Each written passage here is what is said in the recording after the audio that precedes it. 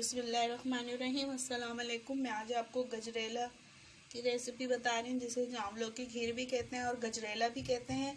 इसके लिए मैंने 1 पाव गाजरें ली हैं और उनको इस तरीके से क्रश कर लिया हैगा और हस्बे ज़रूरत में चीनी ले रही हूँ।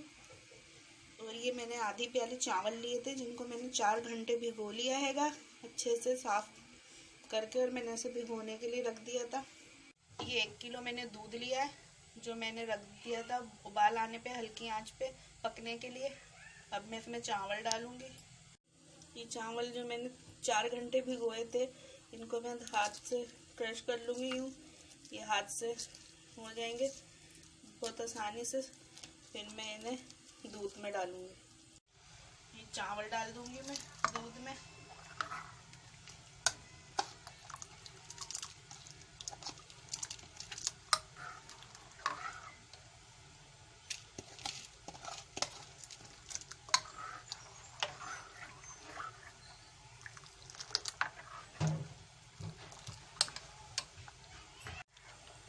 हमें चावल गलने तक इसे थोड़ी देर बाद इसमें हम चमचा चलाते रहेंगे और चावल गलने तक इसे पकाना है हल्की आंच पे।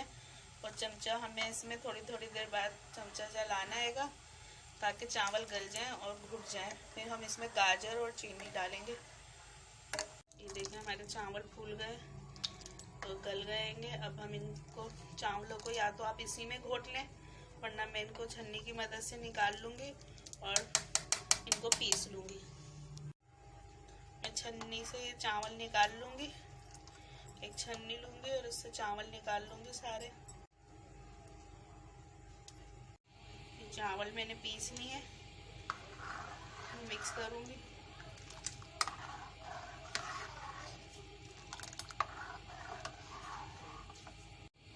ये देखिए मैंने चावल भी डाल दिए इसमें पीस के। अब मैं इसमें गाजरें डालूंगी।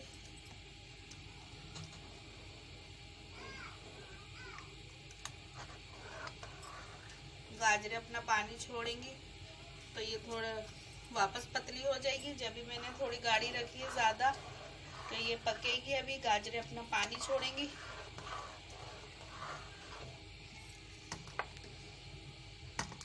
तो मैंने गाजरें भी डाल दी सारी।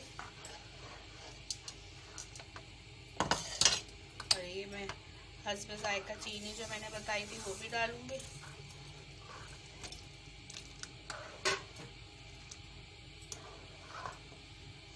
इसे मैं वापस हल्की आंच पे पकने के लिए रख दूंगी। इसे मैं हल्की आंच पे पकाऊंगी। अब गाजर डालने के बाद ये जितना पकेंगे उतना ही इसका टेस्ट आएगा। हल्की आंच पे ये काफ़ी देर लगाती है पकने में और उसी से इसका बहुत अच्छा जायका बनता हैगा। अब मैं इसको वापस हल्की आंच पे रख दूंगी और चमचा बारी चमचा में इसमें चलाती रहूंगी।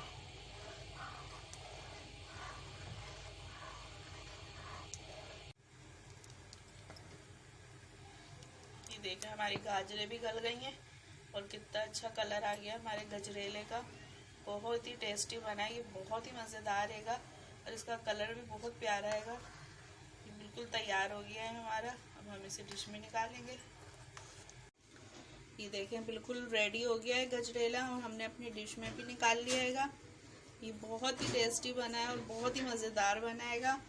आप ज़रूर ट्राई करिएगा मेरी रेसिपी से। और मेरी रेसिपी पसंद आए तो लाइक ज़रूर करिएगा और मेरे चैनल हमना मलिक को सब्सक्राइब करिएगा और साथ में बेल के बटन को ज़रूर दबा दिएगा, ताकि मेरी हर नई आने वाली रेसिपी आपको आसानी से मिल जाए। दुआओं में याद रखिएगा। अल्लाह हाफिज़।